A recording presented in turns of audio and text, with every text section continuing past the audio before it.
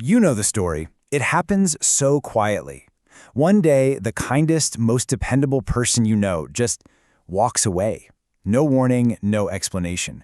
They simply vanish. And man, it can feel incredibly cruel.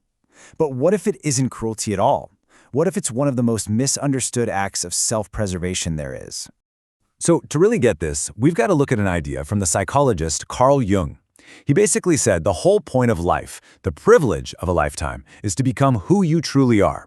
He called this process individuation, and honestly, it's the key to unlocking this entire puzzle.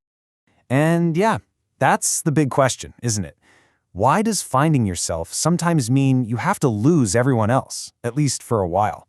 This isn't about someone being cold or selfish. It's a really profound psychological mystery, and today, we're going to unpack it.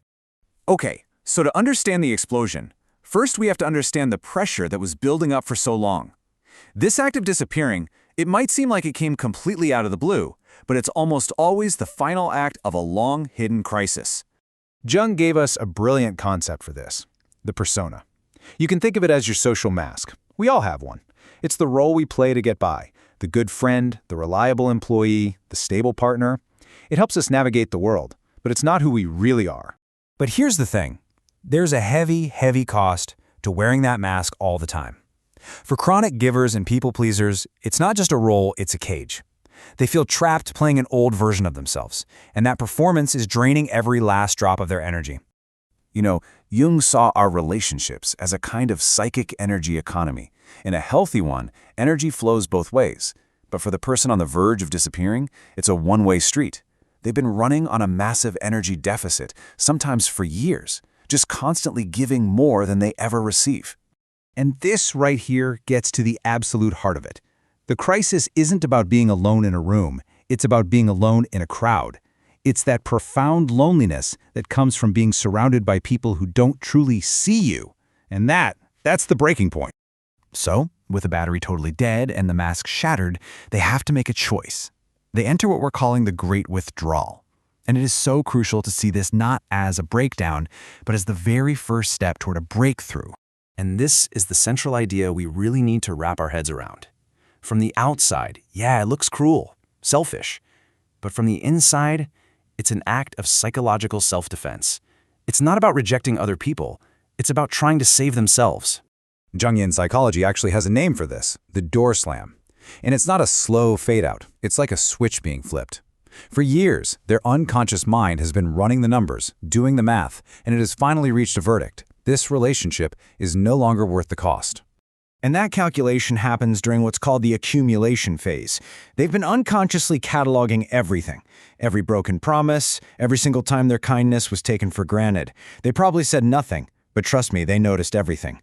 The door slam is just the moment the dam finally breaks. But closing the door to the outside world is only the beginning. Now they have to open a door to their inner world. They retreat into solitude to finally meet a part of themselves they've spent a lifetime avoiding, the shadow. Now, the shadow isn't necessarily evil or bad.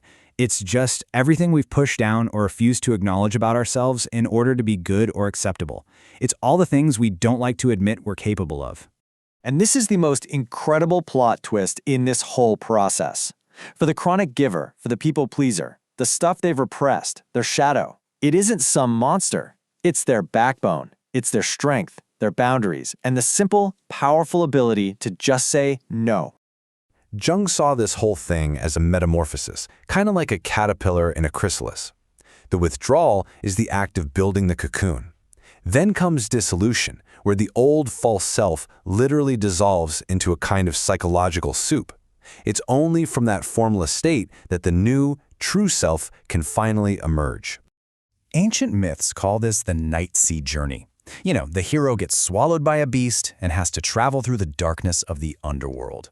It's a metaphor for that deep and, yeah, often terrifying inner work. You have to go into the dark to find the parts of yourself you left behind.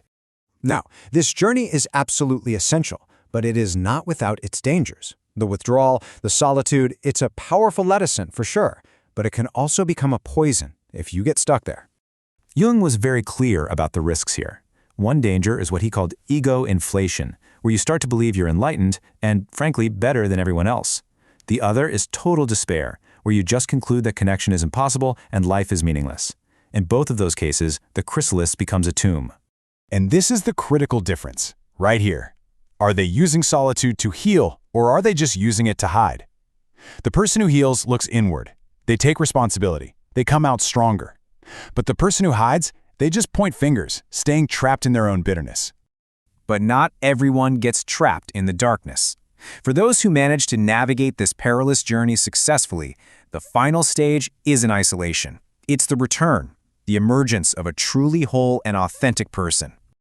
This is it, the culmination of the entire process, individuation. And listen, it's not about becoming perfect. Not at all. It's about becoming complete. It's about integrating all parts of yourself, the light and the shadow, into one coherent, authentic whole. And when this person returns, they are not the same person who left.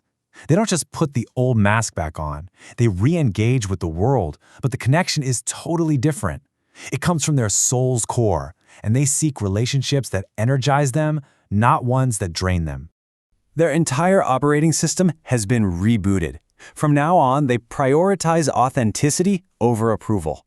They seek deep, soul-level connections, not shallow, persona-based ones. And they value their own inner peace way more than keeping up some false social harmony. Look, it's an undeniably brutal and painful process for the person going through it and for those they leave behind. But it leaves us with one final challenging thought. What if the alternative, living your entire life as a performance and never meeting the person you were truly meant to be, is a far greater tragedy?